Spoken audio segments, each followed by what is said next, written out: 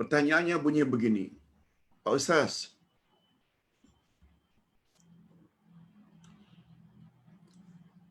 saya dapat posting tentang salawat sultan. Salawat kepada Nabi namanya salawat sultan. Lalu diberitahu, salawat ini telah diperolehi melalui mimpi oleh seseorang alim zaman dulu. Disebut namanya. Tak perlu Ustaz sebut. Namanya salawat sultan. Disebut di sini. Allahumma salli wa sallim ala Sayyidina Muhammad wa ala ali Muhammad bi'adadi rahmatillah. Allahumma salli wa sallim ala Sayyidina Muhammad wa ala ali Muhammad bi'adadi fadlillah. Panjang. Yang kononnya apabila salawat ini kita lakukan, kita akan dapat fadilat ini.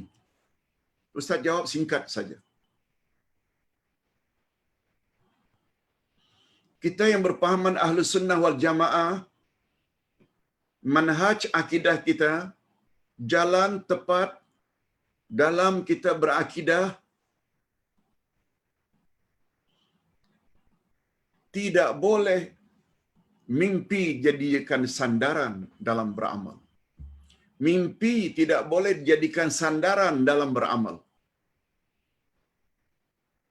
Sebab mimpi ada macam-macam. Mungkin dari Allah, mungkin dari syaitan, dan mungkin juga daripada permainan tidur. Lain halnya mimpi para nabi. Nabi Ibrahim bermimpi menyembelih anaknya. Langsung paginya diberitahu anaknya, anak anda, ayah anda tadi malam bermimpi menyembelihmu. Fanzur kaifa tara. Bagaimana pendapatmu? Anaknya langsung menjawab, Ismail, ya abati fa'al ma tu'mar, satajiduni insyaallah minas sabirin. Boleh dilihat dalam surat Az-Zukhruf cerita ini. Wahai ayahanda, kalau demikianlah kehendak Allah, sembelihlah anak anda. Anak anda akan sabar menghadapinya. Lain mimpi para nabi. Mimpi para nabi adalah wahyu. Tapi mimpi kita ini ada kemungkinan dari Allah, ada kemungkinan daripada syaitan, ada kemungkinan. Oleh sebab itu, amalan-amalan berdasarkan mimpi tidak boleh dijadikan sebagai sandaran.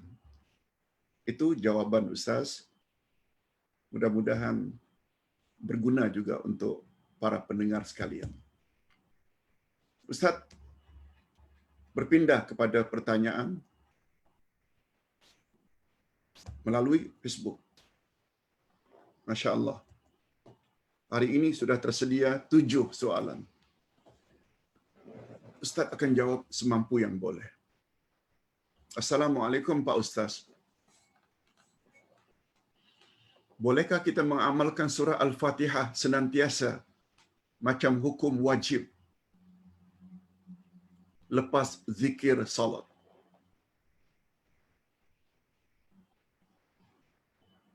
Ustaz ingin jelaskan. Wirid lepas salat fardu itu adalah ibadat. Sebab timingnya telah ditetapkan oleh Nabi. Baca habis salam, istighfar 3 kali. Astaghfirullahalazim. Astaghfirullahalazim. Astaghfirullah, astaghfirullah, astaghfirullah 3 kali. La ilaha illallah wahdahu la syarika lah, lahul mulku wa lahul hamdu wa huwa ala kulli syai'in qadir. 3 kali. Atau 10 kali setelah maghrib dan setelah subuh. Allahumma anta salam wa minka salam. Ayatul Kursi, subhanallah walhamdulillah Allahu akbar, sekian puluh kali.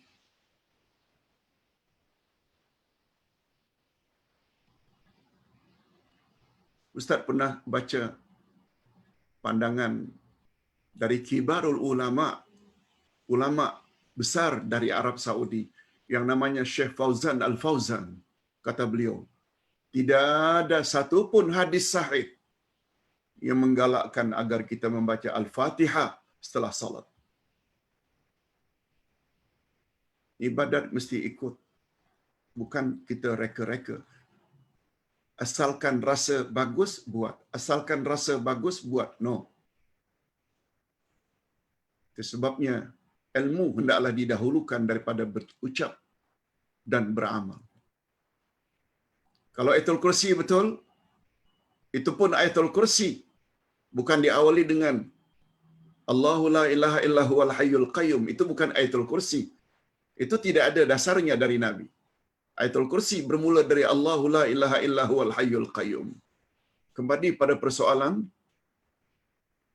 membaca Al-Fatihah banyak-banyak tak mengapa. Tapi jangan jadikan sebagai tabiat. Tetap setiap salat, selesai salat baca Al-Fatihah. Itu bermakna kita telah menetapkan sesuatu yang tidak ditetapkan oleh Nabi sallallahu alaihi wasallam. Orang akan kata, apa salahnya Pak Ustaz? Oh, dalam bab ibadah tak ada istilah apa salahnya.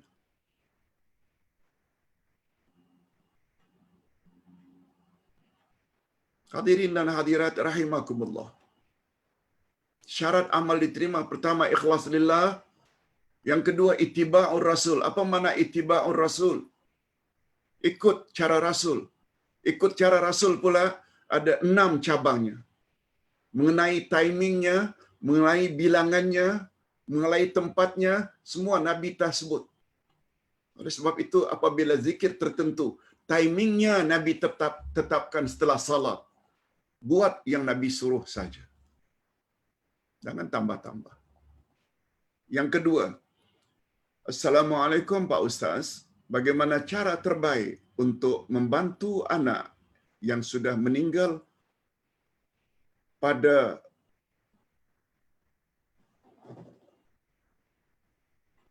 20 tahun? Meninggal pada Neruda 20 tahun. Apa makna Neruda? Mohon panduan Ustaz, jazakallahu khairan katsira. Pak Ustaz, bagaimana cara terbaik untuk membantu anak yang sudah meninggal 20 tahun? Pada umur muda agaknya, pada umur muda 20 tahun. Hadirin dan hadirat rahimakumullah. Atas permintaan daripada banyak jemaah, Pak Ustaz, boleh tak buat buku kecil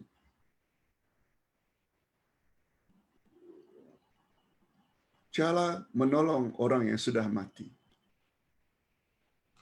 Ustaz dah buat kerangkanya, amal-amal yang patut kita buat. Jangan kata kita tidak boleh tolong orang mati. Boleh. Antara lain doa. Antara lain salatkan jenazahnya. Yang kedua doa. Yang ketiga jalin hubungan baik dengan kawan-kawannya yang baik dengannya dulu semasa hidup. Semuanya ada dalil-dalilnya.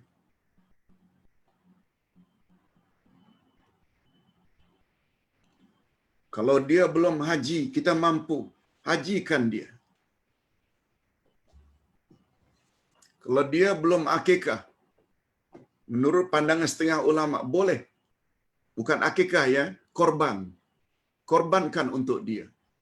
Ada setengah mengatakan tak sampai. Ada setengah mengatakan sampai. Ustaz cenderung pada sampai insya-Allah.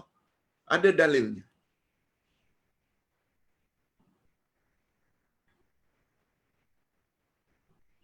Adapun amalan-amalan apabila seseorang meninggal dunia, kita baca Al-Quran beramai-ramai, tanda sayang kepadanya.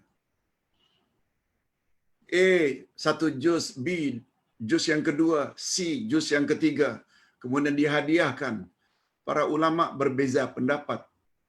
Sebab ia bercanggah dengan ayat Al-Quran. Wa allaisa lil insan illa ma sa'a.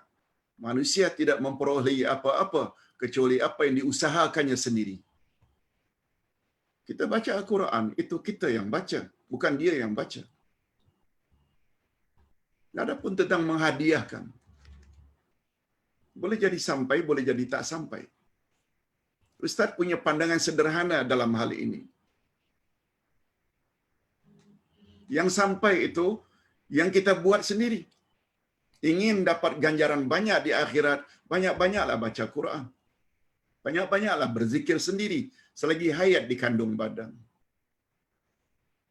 Tapi Ustaz juga tidak setuju. Bacaan yang awak baca lalu hadiahkan kepada orang yang sudah mati. Ustaz juga tidak setuju. Pasti tidak sampai. Ustaz gunakan istilah agak lunak sedikit. Sampainya tidak pasti. Bukan pasti tak sampai, itu maknanya kita telah mengambil hak Allah. Tapi kalau kita katakan, sampainya bacaan yang kamu hadiahkan untuk si fulan yang sudah mati, tidak pasti sampainya. Macam mana hendak pastikan sampai? Amal kita sendiri pun belum tentu diterima oleh Allah. Jadi kepada penanya yang ingin membantu anaknya, banyak-banyak berdoa. Cara yang paling baik supaya kita sama-sama masuk syurga di akhirat nanti, Allah sebut di dalam Al-Quranul Karim surat Ar-Ra'd. Tadi pertanyaan tadi setelah mati muda umur 20 tahun. Ini sekarang ini Ustaz nak beri solusi pencerahan. Usahakan selagi hayat di kandung badan. Bimbing anak kita agar jadi anak yang saleh. Syarat anak yang saleh tak semestinya tinggi ilmu akademiknya. Yang penting imannya, amal salehnya, ihsan pada mak bapak. Walaupun tak tinggi sekolahnya, itu syarat. Sebagaimana syarat yang tertera di dalam surat Wal Asri. Paling kurang iman dan amal saleh. Apa sebab? Dalam Quran Allah menyebut, kalau orang itu orang yang beriman, couple tersebut couple yang beriman, atau salah seorang daripadanya, masuk syurga. Lalu apa kata Allah kepada para malaikat? Masukkan juga bersama orang tersebut, ibu bapaknya, zuriatnya, keturunannya, anak-anak cucu cicitnya yang saleh-saleh, masukkan bersama. Allah sebut yang saleh. Tapi bila kita punya ibu bapa yang tak saleh, anak-anak tidak saleh, ini yang mengakibatkan kita terpaksa berpisah nanti di akhirat.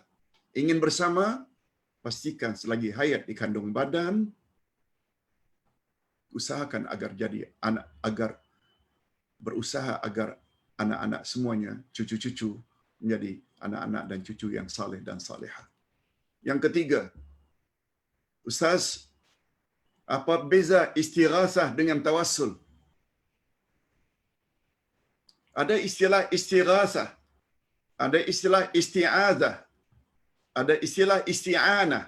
Isti'anah mohon pertolongan. Isti'adzah a'udzubillahi minasyaitonirrajim, mohon perlindungan dari gangguan. Istighasah mohon agar Allah jauhi daripada ditimpa malapetaka. Itu istighasah. Istighasah mesti kepada Allah.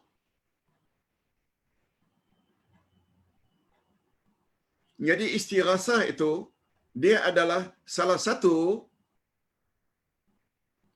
permohonan kepada Allah. Sedangkan tawassul ini cara kita mendekatkan diri kepada Allah. Tadi Ustaz ada sebut. Kata Nabi, bila awak gundah, resah, sedih, banyak-banyak sebut, Ya Hayyu Ya Qayyum, birahmatika astaghith. Ya Allah, yang Maha Hidup, Ya Allah yang maha mengurus makhluk terus-menerus, Ya Qayyum, birahmatika, dengan rahmatmu, dengan sifatmu yang maha pengasih lagi maha penyayang, astaghith, aku istighasah. Istighasah itu permohonan agar Allah lindungi daripada malapetaka. Tapi kita bertawassul terlebih dahulu dengan menyebut nama-nama Allah. Ya Hayyu Ya Qayyum birahmatika, itu tawassul, astaghith itu istighasah. Macam itu memohonnya. Macam itu caranya. Istighasah pula ada 4 macam tadi yang dibolehkan. Boleh dengan nama-nama Allah, boleh dengan amal saleh, boleh dengan iman dan tauhid, boleh melalui doa orang yang masih hidup. Soalan berikutnya, Ustaz, berdoa dengan nama-nama Allah perlu sesuai dengan makna nama-nama itu kan? Contoh minta rezeki guna ucapan Ya Razzaq. Betul. Ini yang akan jadi pembahasan kita nanti insya-Allah ketika membahas kaedah mempelajari nama-nama Allah. Next week insya-Allah.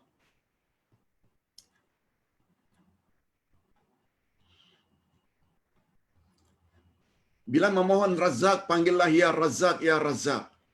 Urzuqni. Minta supaya dilembutkan hati. Ya Latif, Ya Latif. Wahai yang maha lemah lembut. Supaya jadi orang yang penyantun, tidak suka berdendam. Panggil Ya Allah, Ya Halim, Ya Halim. Jadikanlah aku sebagai orang yang penyantun. Minta supaya dikasihi dan disayangi oleh Allah. Panggil Ya Rahman, Ya Rahim. Cuma masalahnya yang Ustaz pernah ditanya. Ustaz, tidak semua kita yang dapat menyesuaikan permohonan kita dengan nama Allah tertentu. Terdapat orang yang ada masalah. Jangan bimbang. Bila kita panggil saja Ya Allah, kita panggil saja Ya Rabb, atau Rabbighfirli, atau Ya Allah, atau Allahumma, atau kata Imam Ibnul Qayyim, kita panggil saja Ya Hayyu Ya Qayyum, wahai Allah yang maha pengasih lagi wahai Allah yang maha hidup lagi maha mengurus makhluk terus-menerus. Dua nama Allah ini adalah dua nama Allah yang sangat istimewa. Seolah-olah apabila kita sebut dua nama Allah ini saja, Ya Hayyu Ya Qayyum, seolah-olah kita telah menyebut 99 nama Allah. Lihat dalam buku ini, ketika Ustaz bahas Tauhid dan Ayatul Kursi, ada penjelasan tentang itu. Terlalu panjang bila tidak dijelaskan sekarang. Tidak ada masalah bagi yang tidak dapat menyesuaikan permintaan dengan nama Allah, panggil saja Ya Allah, Ya Rabb. Paling kurang Ya Hayyu Ya Qayyum. Sebab di dalam Ya Hayyu terdapat di dalamnya sifat subutiyah, zatiyah. Sedangkan Ya Qayyum terdapat di dalamnya sifat subutiyah, fi'liyah. Pembahasannya panjang. Baik, yang kelima. Assalamualaikum Pak Ustaz. Ada pendapat bahawa sekiranya kita tidak mengikuti fahaman Asy'ariyah Maturidiyah dalam beragama, maka tak sempurna imannya. Mohon pencerahan Ustaz, jazakallahu khairan. Hadirin dan hadirat,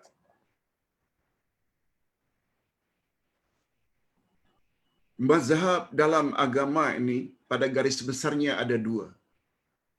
Ada mazhab akidah, ada mazhab fiqh.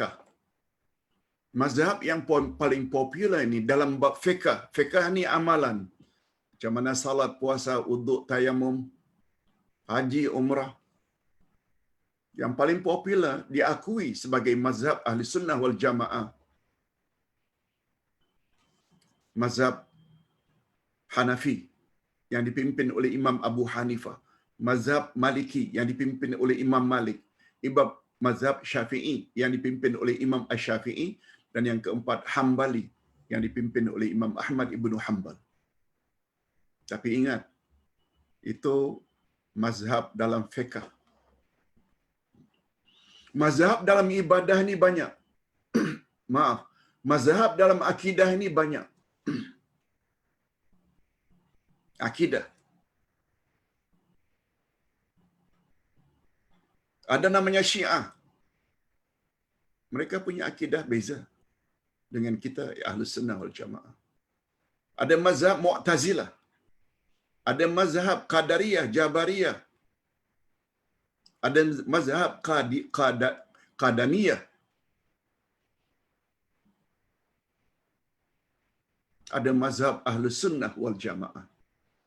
Mazhab Ahlus Sunnah wal Jamaah sebenarnya dia adalah mazhab akidah. Nabi bersabda, "Wasataftariqu ummati ala 73 firqah." Umatku akan berpuak-puak menjadi 73 puak. Sintani wa sab'una finnar, 72 daripada 73 tempatnya neraka. Wa wahidah fil jannah. Hanya satu puak saja yang akan layak masuk syurga. Nabi ditanya, "Man hum ya Rasulullah?" Siapa puak yang satu itu? Nabi jawab, "Ma ana alaihi wa ashabi." Mereka yang ikut aku dan ikut sahabat-sahabatku. Akhirnya muncullah istilah Ahlus Sunnah wal Jamaah. Ahlu maknanya member, pengikut. As-Sunnah, sunnah Nabi. Al-Jamaah yang paling utama adalah jamaah sahabat. Abu Bakar, Umar, Osman, Ali. Ini yang paling utama. Sesuai dengan sabda Nabi, ketika beliau akan wafat, siapa di antara kamu yang panjang umur akan lihat banyak terjadi perbalahan pada akhir zaman. Siapa di antara kamu yang ingin selamat, ikut sajalah sunnahku. Dan sunnah Khulafaur Rasyidin. Nah, bila kita hubung kaitkan dengan definisi Siratal Mustaqim, ayat 69 menyebut mereka adalah nabiyin, siddiqin, syuhada dan salihin. Itu dia Ahlus Sunnah wal Jamaah. Cuma Ahlus Sunnah wal Jamaah terbagi dua.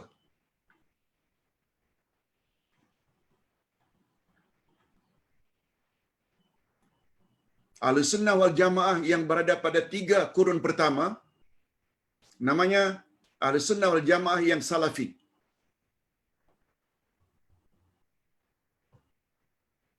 Nabi SAW pernah sanjung 3 kurun pertama dalam hadis sahih riwayat Imam Bukhari. Khairun nasi qarni, summa allazina yalunahum, summa allazina yalunahum. Manusia yang paling baik adalah manusia yang berada pada kurunku. Maknanya 100 tahun pertama yang hidup jumpa Nabi. Kemudian kurun berikutnya, kemudian kurun berikutnya. 3 kurun pertama inilah yang dipanggil dengan salafus salih. Sedangkan setelah 3 kurun itu dipanggil dengan khalaf. Khalaf maknanya belakangan.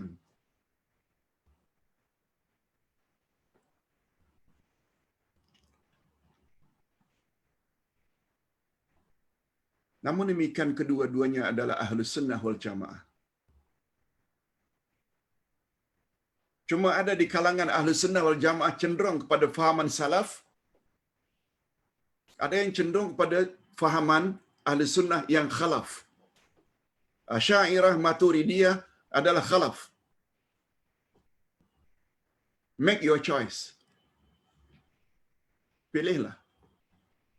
Ustaz hanya ingin katakan Asy'ariyah Maturidiyah Ahlus Sunnah wal Jamaah juga, cuma approach-nya approach khalaf.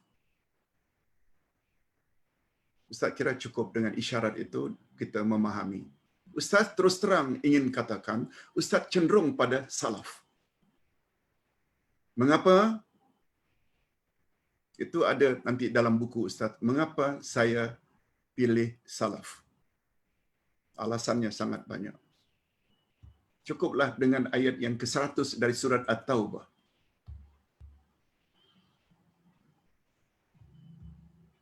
as-sabiqunal awwaluna minal muhajirin wal ansar walladzina tabauhum bi ihsan. Adapun orang-orang lebih awal memeluk Islam dari kalangan muhajirin dan ansar dan orang-orang yang mengikuti mereka muhajirin dan ansar dengan baik, radhiyallahu anhum wa radu'an, Allah reda pada mereka dan mereka reda pada Allah, wa a'adda lahum jannat, dan Allah sediakan untuk mereka syurga. Ada berapa golongan yang confirm mendapat reda Allah dan layak masuk syurga? 3 dalam ayat itu. Ayat 100 surat At-Taubah. Muhajirin dan Ansar. Muhajirin orang yang hijrah dari Mekah ke Madinah. Ansar orang Madinah, pengikut setia Nabi Muhammad. Kita bukan muhajirin. Walaupun kita berhijrah dari Indonesia ke Malaysia, bukan muhajirin. Al-Ansar, penolong-penolong agama Islam. Kita bukan Ansar. Dia khas untuk istilah orang Madinah. Tapi orang ketiga, mereka yang mengikuti muhajirin dan ansar. Betul tak muhajirin dan ansar adalah sahabat Nabi? Betul tak sahabat Nabi ini adalah orang yang paling utama tergolong ke dalam salafus salih? Tak bolehkah ikuti mereka? Ustaz tidak mau komen apa-apa. Cuma buatlah pilihan mana yang kita rasa lebih yakin. Jangan kita tuduh-menuduh, salat sesat menyesatkan, kafir mengkafirkan. Nah, itu bukan cara Ustaz. Cara Ustaz lebih kepada pendedahan. Ustaz, bismillah.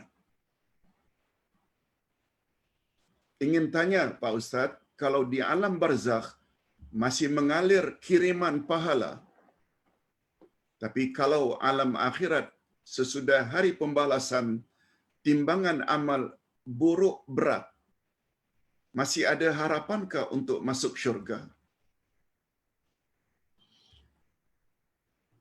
2-3 minggu akan datang kita akan belajar surat Al-Qari'ah. Atau sudah? Sudah kalau tidak salah. Yes. Dalam surat Al-Qari'ah Allah dah sebut, fa amma man thaqulat mawazinuhu fahuwa fi 'ishatir radiyah. Siapa yang lebih berat timbangan amal baiknya, maka dia akan masuk syurga penuh diredai Allah. Senang lenang dalam syurga. Wa amma man khaffat mawazinuhu fa ummuhu hawiyah. Siapa yang ringan timbangan amal baiknya, tempatnya adalah hawiyah, iaitu api yang bernyala-nyala, api neraka. Itu sebabnya panduan dari Ustaz, bila beramal, usahakan amal itu dapat memberatkan timbangan amal baik kita.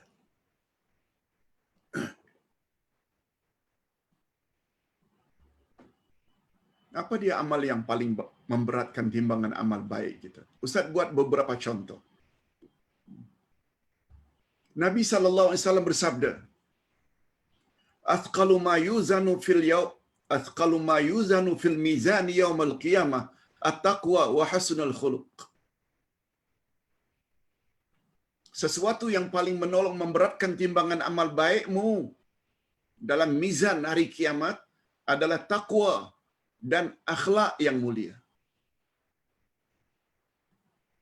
Coba tengok, wanita tadi banyak beribadat siang malam, tapi akhlaknya tidak mulia. Neraka juga tempatnya. Akhlak sangat mustahak. Akhlak yang paling utama, akhlak kita pada Allah dan pada Rasul. Yang kedua, akhlak kita kepada ibu bapa. Baru akhlak kita kepada yang lain-lain. Itu sebabnya surat Al-Hujurat dipanggil dengan suratul akhlak. Karena surat itu diawali, orang-orang yang beriman, jangan kamu mendahului Allah dan Rasul. Maknanya jangan menentang Allah dan Rasul. Surah itu dipanggil dengan suratul akhlak. Nama lain bagi surat Al-Hujurat. Cuma yang Nabi kata itu nomor 2 akhlak. Yang pertama itu takwa. Athqalu ma yuzanu fil mizan yaumal qiyamah at-taqwa wa husnul khuluq. Yang paling banyak memberatkan timbangan amal baik kita nanti di akhirat adalah takwa. Dan ini bersesuaian dengan firman Allah, "Fatazawwadu fa inna khairaz zadi taqwa." perbanyakkanlah bekal untuk akhirat. Dan sebaik-baik bekal akhirat adalah taqwa. Disebut taqwa. Apa makna taqwa? Buat suruhan Allah, jauhi larangan Allah. Cuma untuk sampai ke peringkat itu impossible bila tak tambah ilmu. Terutama ilmu yang paling ditambah, ilmu tentang Al-Quran.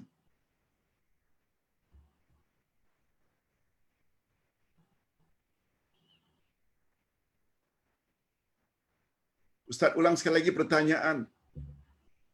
Kalau di alam barzakh masih mengalir kiriman pahala. Betul?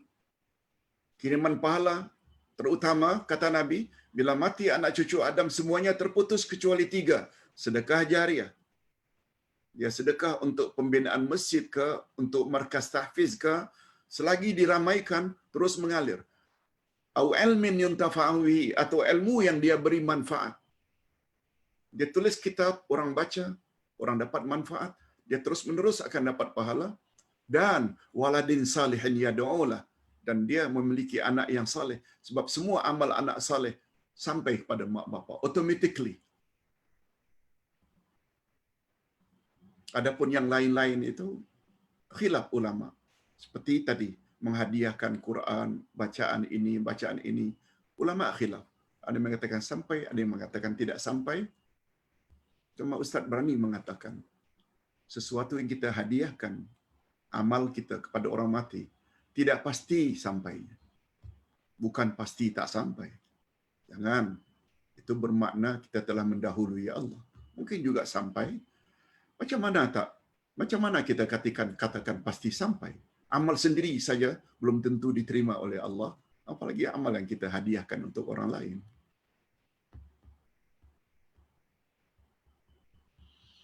Tetapi kalau alam akhirat sesudah hari pembalasan, timbangan amal buruk berat, masih ada harapankah untuk masuk syurga? Harapan itu masih tetap ada. Sebab Ustaz pernah sebut. Apa dia Pak Ustaz?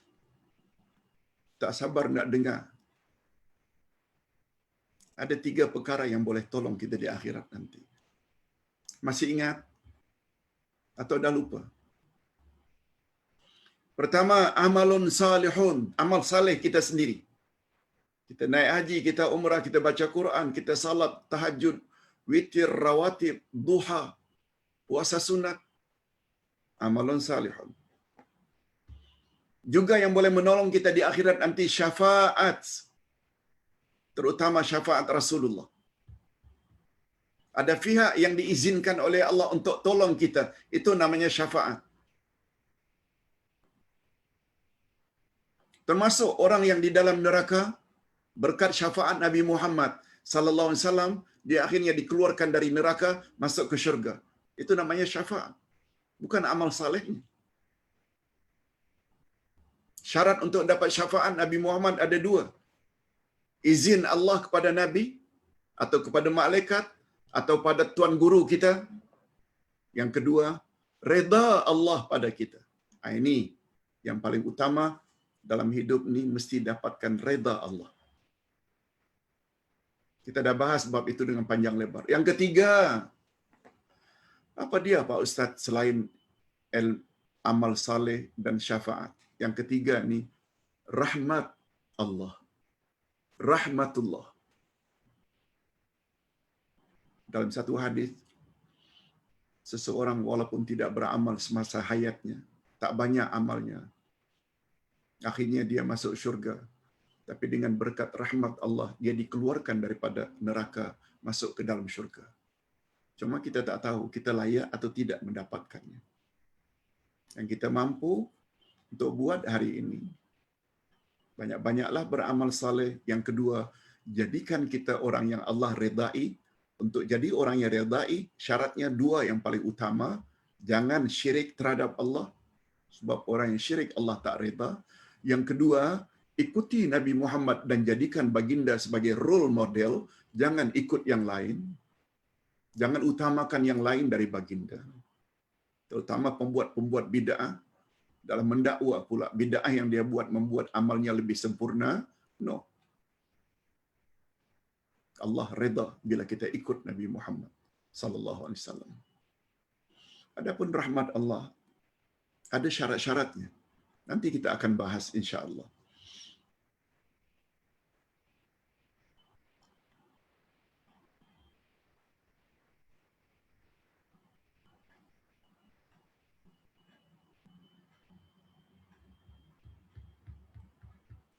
Okey, yang ketujuh.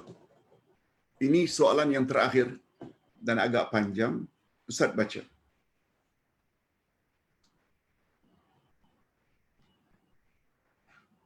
Assalamualaikum Uday. Ustaz, kita tidak boleh combine satu uduk untuk dua salat kepada yang salat tarawih. Di surau masjid di mana selepas salat Isya hanya beberapa minit saja dah mula salat tarawih.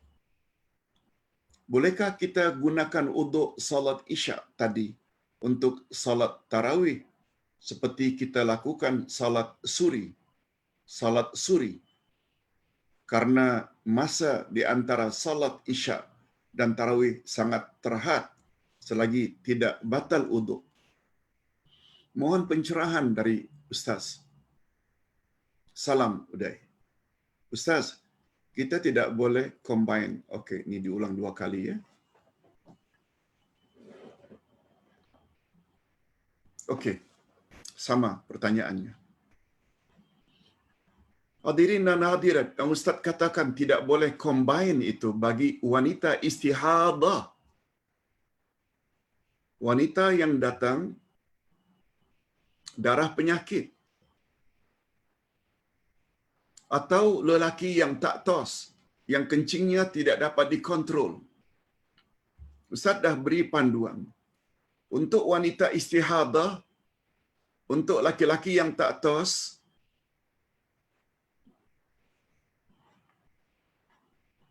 mereka boleh salat walaupun darah keluar, walaupun kencing keluar.